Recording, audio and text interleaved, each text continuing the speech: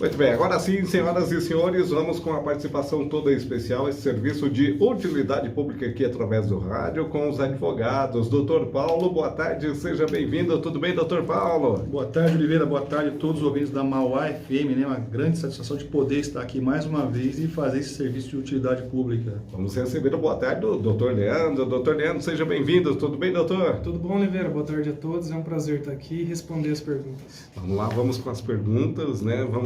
Vem chegando aqui algumas perguntas, doutor Paulo, essa daqui, por exemplo.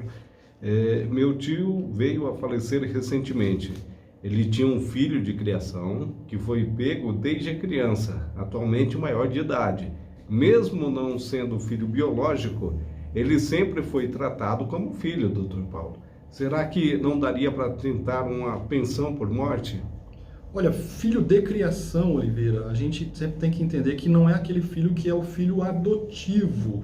O que é o filho adotivo? O filho adotivo é aquele que passa por um processo de adoção, né? Que a pessoa consegue a guarda dele para fins de adoção e depois faz um pedido formalmente de adoção perante o juiz, né? E que ao final o juiz vai mandar colocar o nome da pessoa como pai, né? Vai figurar na certidão de nascimento daquela criança, né? Dos pais, né? Então esse é o filho adotivo, né? Ele é um processo formal de adoção. E nós temos também o filho biológico, aquele que nasce do ventre materno, né? Da família, do pai. Então, agora, ao lado do filho biológico e o filho adotivo, existe essa figura do filho de criação. O filho de criação nada mais é do que aquela pessoa que foi pega desde criança, né, Oliveira? Ele foi criado como filho, né? Mas que não é adotado no papel, não tem o nome do pai adotivo, né? O que a justiça tem entendido? A lei nossa ela é omissa quanto a essa questão. Mas a nossa Constituição Federal fala que filhos adotivos, eles são tratados da mesma forma que o filho biológico, né? E aí o que a justiça faz? Ela entende que mesmo o filho de criação, ele tem os mesmos direitos do filho biológico ou do filho adotivo, porque ele é considerado como filho, ele é tratado como filho, né? Então, o filho de criação, que é tratado como filho por igual, a justiça vem entendendo que ele tem os mesmos direitos dos demais filhos, né? Inclusive herança e até para efeitos previdenciários, como pensão por morte, né? Então, se comprovar essa situação de que ele era tratado realmente como um filho, né, para todos os fins, pelo pai de criação, dá para pedir sim uma pensão por morte. A única questão aqui é como ele já é maior de idade, a partir dos 21 anos de idade, não tem direito à pensão por morte, tá? Aí o que tem que fazer? Só geraria direito à pensão por morte se comprovar que aquele filho lá, ele é deficiente ou mental ou deficiente físico, que ele é considerado inválido. Aí sim, ele tem direito à pensão por morte depois dos 21 anos, né? Se comprovar a invalidez dele na época em que o pai de criação era vivo, né? Mas de resto, é possível sim o filho de criação ter direito à pensão por morte. Doutor Leandro, está chegando uma dúvida aqui, doutor Leandro. Olha, comprei uma Kombi, mas não transferi para o meu nome. Agora fiquei sabendo que essa Kombi, doutor Leandro, foi penhorada em processo trabalhista. E agora? O que eu posso fazer? Eu vou perder a minha Kombi? Então, Oliveira, uma situação complicada essa do nosso ouvinte, né? Se ele não fizer nada, se ele ficar inerte, não tomar nenhuma providência, é bem possível que ele vai perder essa Kombi. Caramba! Né? O que ele tem que fazer? Ele tem que informar o juiz, né? O juiz nesse processo trabalhista, que quem, na verdade, é o dono da Kombi é ele, não o credor, o devedor trabalhista da ação, né? Que só para a gente esclarecer para todos os ouvintes também que podem ter uma situação, conhecer alguém que está numa situação parecida, né? Que nem você compra a Kombi, por exemplo, do João. Só que você não transferiu a Kombi para o seu nome. E o João tem um processo trabalhista contra ele. Nesse processo, eles vão procurar os bens que o João tem. E aí um dos bens está lá uma Kombi, que ele já tinha vendido para você. Putz. E essa Kombi vai ser penhorada para pagar uma dívida que nem é sua, que é do ex-proprietário, né? Se você não informar o juiz que tem uma via processual que chama embargos de terceiro, se você não entrar com essa medida judicial, você pode realmente perder o seu bem.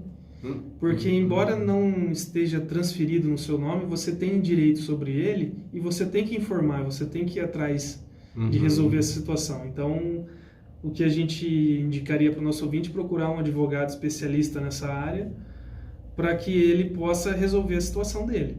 Isso acontece muito com imóvel também, né, Oliveira? Às vezes você compra um imóvel e você não registra, você não passa para o seu nome. Olha aí, gente, olha aí. E aí o proprietário que te vendeu, ele tem uma dívida com um banco, uma dívida com não sei quem, e essa pessoa, às vezes, vê o seu imóvel penhorado, porque não passou para o seu nome. E aí é uma outra situação onde a pessoa tem que informar no processo que ela é verdadeira dona daquele lugar, né? Daquele imóvel, daquele bem, e provar, mediante um contrato particular, testemunhas, né? E etc. Mas se não tomar nenhuma providência, pode perder o bem sim, Oliveira. Cara, gente, isso serve de alerta, né, Oliveira? Exatamente. Porque às vezes as pessoas, naquela história da confiança, né? Eu não vou transferir agora, deixa para transferir daqui para frente, né? Agora não tenho dinheiro. O risco que a pessoa está correndo de, nesse meio tempo, surgir um processo judicial e o juiz mandar bloquear os bens do vendedor, né? Então, o que era para ficar mais barato, acaba ficando caro, né? A pessoa não é que vai perder, né, doutor Leandro, mas que vai ter uma dor de cabeça. Né? Com certeza, vai ter que contratar um advogado para resolver a questão, né, Oliveira? Vai ter que esperar todo esse processo, né? Às vezes ter uma audiência. E no caso do veículo, né, doutor Paulo, doutor Leandro, também a questão de multas, né? De repente um atropelamento, um acidente, né? O proprietário que está no nome é que vai ser acionado, né? A multa, principalmente, e responsabilidade civil, né? É verdade. Olha aí, gente, fico alerta. Doutor Paulo, dei entrada em todo o processo para receber o auxílio maternidade e está previsto para receber no dia 15 deste mês ainda. Porém, doutor Paulo, hoje fui contratada por uma empresa e já registraram minha carteira. Estou em dúvida agora se eu vou perder esse benefício. Oliveira, nesse caso aí, a lei previdenciária, ela não tem uma resposta para isso, né? A pessoa que está em salário de maternidade, se ela trabalhar, ela perde o benefício. Isso não existe, essa consequência na lei. Mas existem algumas consequências disso aí. A primeira coisa, né? A pessoa que está em salário de maternidade, Oliveira, ela está afastada do serviço recebendo o benefício do INSS. E esse benefício, o que é? É para ela e para a criança, né? Então, não é assim, eu posso abrir mão disso aí. Existe um problema aí que não é só a questão previdenciária, é a questão trabalhista também, né? Porque a empresa que contratou provavelmente não sabia que ela estava recebendo salário de maternidade, né? E uma vez que a pessoa está recebendo salário de maternidade, está em afastamento, né? Existe a questão de estabilidade, né, doutor Leandro? Existe uma discussão aí que pode até a empresa não sabendo o que ela pode, os riscos que ela está correndo, né? De contratar uma pessoa que está recebendo salário de maternidade, né? A gestante ela tem direito à estabilidade, né? Durante todo o período da gravidez até 5 meses após o parto. Isso independentemente do momento que ela é contratada. Se ela é contratada durante a gravidez ou antes, ela se engravidou durante o contrato de trabalho, ou já firmou o contrato de trabalho já grávida, ou já dentro desse 5 meses após o parto, né? Ela tem direito à estabilidade. Então, ela tem essa proteção. A questão aí talvez não seja mais trabalhista do que previdenciária, né? Porque o INSS ele vai pagar porque a pessoa teve os requisitos analisados e preenchidos, né? Então o INSS vai pagar. Mas existe o lado trabalhista aí, né? Que a pessoa tem que ter consciência também de que a empresa não sabia que ela contratou uma mulher que estava em período de afastamento por licença maternidade, né? Então, mas do ponto de vista perder o benefício, não perde. Doutor Leandro, faço serviço externo para a empresa, entregando mercadorias e visitando clientes. A empresa não me paga horas extras, porque alega que no caso do trabalho externo não tem direito. Só que é o seguinte, eles ficam me mandando mensagens no celular para me monitorar. Né? Como isso funciona, doutor Leandro? Eu não tenho direito às horas extras? Então, Oliveira, a empresa que disse isso para o nosso ouvinte, ela tem uma parcial razão, digamos assim, né? O que acontece? Para você ter direito às horas extras, você tem que estar submetido a um controle de jornada. Uhum. Se é impossível fazer esse controle de jornada do funcionário, o funcionário não tem o direito às horas extras, uma vez que não dá nem para mensurar quantas horas ele fez. Pois é. É uma coisa de lógica até, né? Uhum. Então, o que acontecia no passado, né, Oliveira? Não tinha a tecnologia que tem hoje. Então, às vezes, um motorista, um entregador, você não sabia onde ele estava, que hora que ele entrou para trabalhar, ele tinha que fazer 10 entregas, vamos supor. Você não sabia que hora que ele fez as entregas, onde que ele está naquele momento. Enfim, você não tinha um controle sobre o trabalho externo que ele fazia. Diferente do trabalho que é feito dentro da empresa mesmo, né? Esse sempre foi controlado, né? Esse sempre teve as horas extras, né? Você trabalha dentro de um supermercado, você está... desde quando você entrou até saiu, você estava controlado ali, monitorado ali pela empresa. Agora, quando você faz serviço externo, muitas vezes você não... Principalmente no passado, você não tinha esse controle, né? E aí a lei diz exatamente o seguinte, ó, já que não tem como nem mensurar quantas horas essa pessoa trabalhou, como que eu vou pagar as horas extras para ela? Então essa era a ideia, né? Agora, Oliveira, é diferente, né? Agora a gente vive numa era de tecnologia onde tudo pode ser monitorado, mesmo o motorista de caminhão, o entregador, o motoboy, GPS, celular, aplicativo de mensagens. Já era. Tem um monte de coisas, de instrumentos aí tecnológicos que você consegue monitorar onde ele está, o que ele está fazendo, a rota que ele está seguindo. Então, diante disso, tem direito às horas extras também. Quem faz serviço externo, uma vez que agora consegue ser controlado, né? Então, não tem dúvida de que essa pessoa tem direito às horas extras, sim. Porque você consegue mensurar as horas que ele está trabalhando. Doutor Paulo, está chegando aqui uma pergunta. Pergunta aí, Oliveira, para os advogados. Vou completar 55 anos agora, esse ano. Trabalhei até pouco tempo na roça, mas não tenho nenhum comprovante, a não ser ficha em lojas. E eu não tenho nenhum registro em carteira. Será que eu tenho direito à aposentadoria? Meu marido mora em uma fazenda e trabalha, mas eu moro aqui na cidade. Bom, Oliveira, a mulher, né? A mulher a aposentadoria rural da mulher é aos 55 anos de idade. Olha aí. E ela tem que provar o exercício de atividade rural nos últimos 15 anos, né? Então, completou idade agora em 2021, no período de 2006 a 2021 que ela tem que comprovar atividade rural nesse período. Às vezes a gente ouve a pessoa falar, trabalhei rural a vida inteira, desde criança e tal, aí eu fui para a cidade. O que interessa é provar os últimos 15 anos para aposentadoria rural, tá? Então, o que a nossa ouvinte tem que demonstrar aí, Oliveira? A atividade rural você não prova só por testemunhas, você tem que provar por meio de algum documento contemporâneo, digo, da época, né? Então, se você trabalhou rural nesses últimos 15 anos, algum documento que você tem que apresentar, não quer dizer necessariamente que tem que ter notas fiscais. Às vezes a pessoa trabalhou só na diária, né, Oliveira? Então, ou recebia por mês e tal, então não tem que ter notas fiscais. E o fato de morar na cidade também não quer dizer que não tenha direito, tá? O importante é onde você trabalha, não é onde você mora. Mas quem trabalha rural, a gente sabe que a atividade ela é informal por natureza, né? Não tem como a pessoa... Mas algum documento você tem que ter, algum documento que abranja esses últimos 15 anos, né?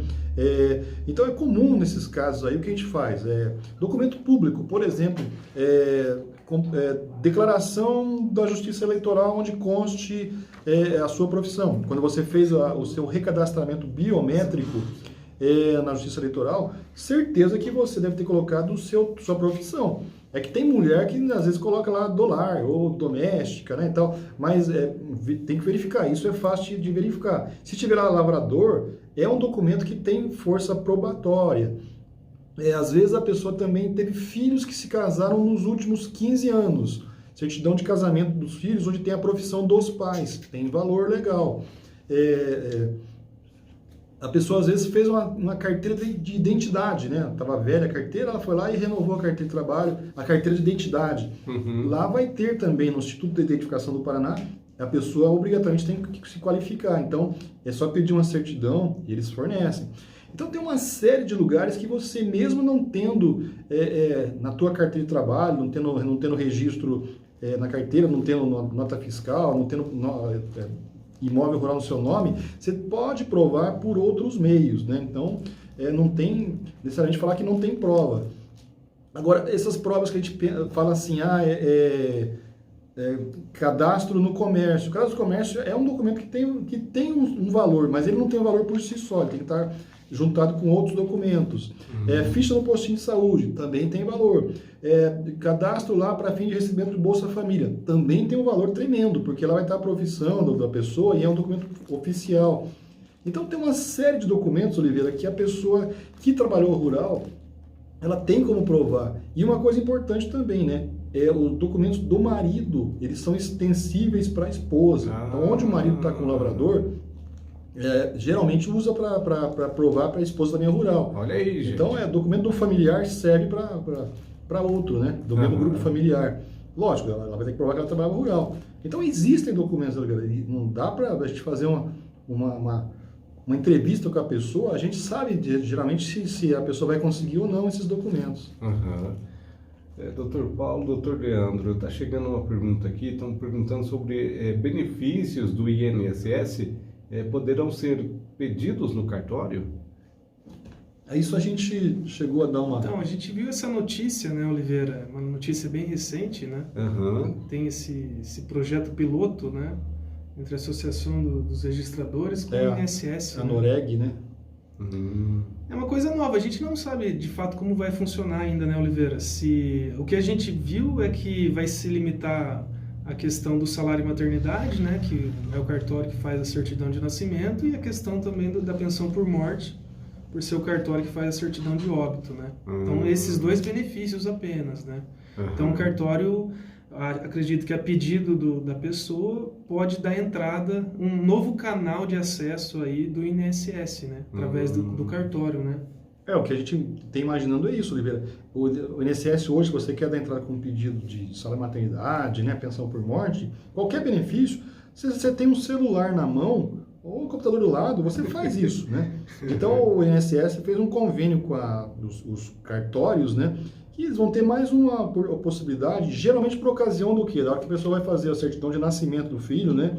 Ou a certidão de óbito da pessoa, ele tem a possibilidade de dar entrada naquele momento no pedido também. É lógico, vai ter que juntar documentos, né? Assim como dá entrada no pedido de qualquer outro papel, vai ter que juntar documentos naquele momento.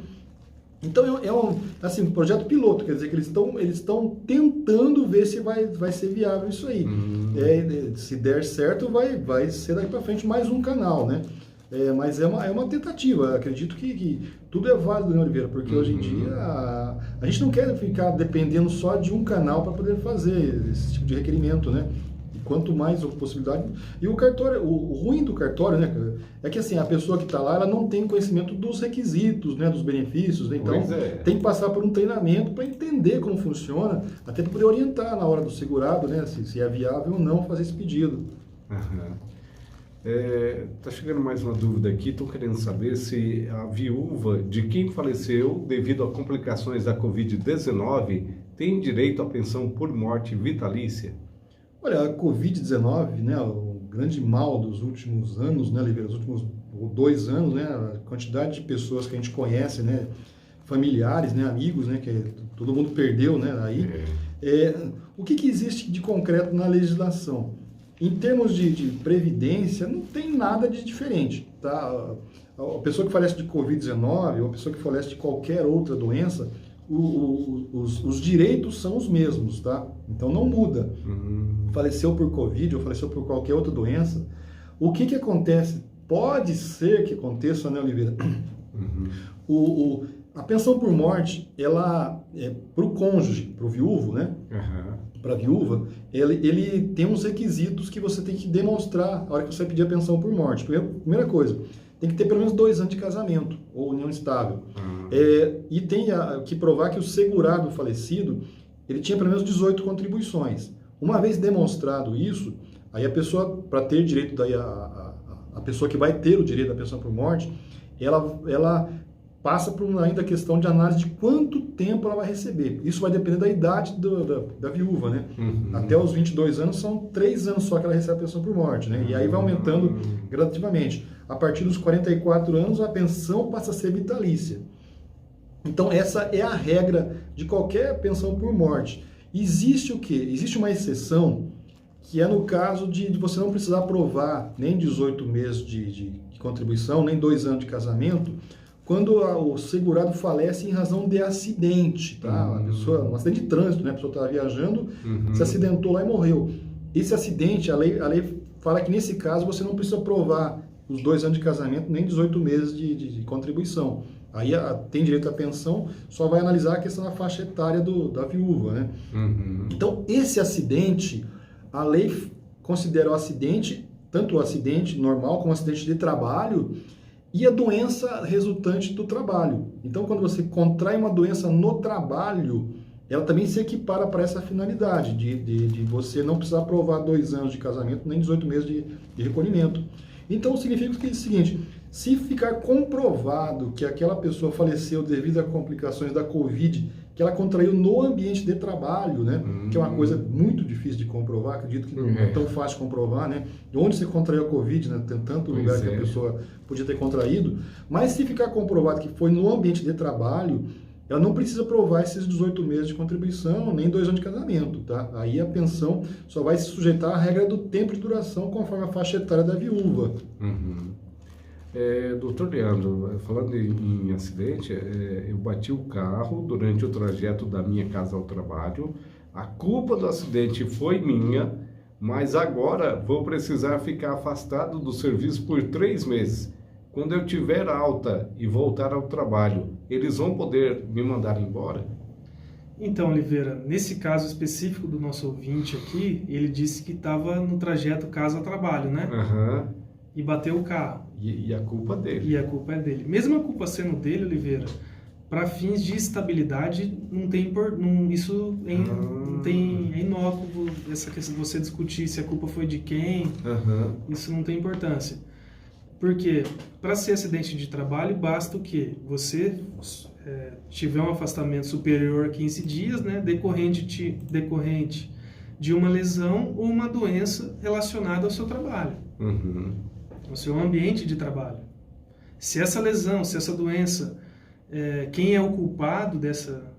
Se é o próprio empregado, às vezes foi fazer uma função que não era dele, desobedeceu ordens, foi lá, se machucou, quebrou a perna, vai ter que ficar um tempão afastado. Isso pouco importa nessa avaliação da estabilidade. Ele vai ter o direito à estabilidade mesmo sendo culpado pelo acidente. E se não for culpado, com mais razão ainda. Né? Então, ele esse trajeto casa-trabalho, esse trajeto habitual que a pessoa faz, se acontecer um acidente durante esse trajeto, seja de ônibus ou seja com carro pessoal, é considerado acidente de trabalho se gerar esse afastamento superior a 15 dias. Então, se ele tiver que ficar afastado por mais de 15 dias, por causa desse acidente, mesmo que ele tenha sido culpado pela batida, pelo acidente, ele vai ter o direito à estabilidade. O que é essa estabilidade, né, Oliveira? É uma garantia provisória de que quando você tiver alta, quando você se recuperou, você estava afastado, você estava de atestado médico, muitas vezes recebendo auxílio-doença, né? E aí você tem alta.